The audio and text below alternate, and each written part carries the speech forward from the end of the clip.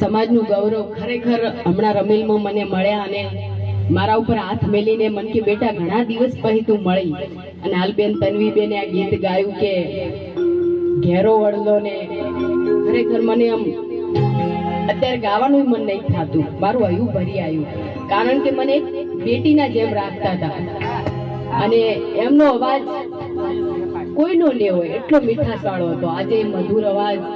ખરેખર બહુ ખોટ પડી છે અને આવી અણધારી વિદાય લેશે અમને નથી ખબર.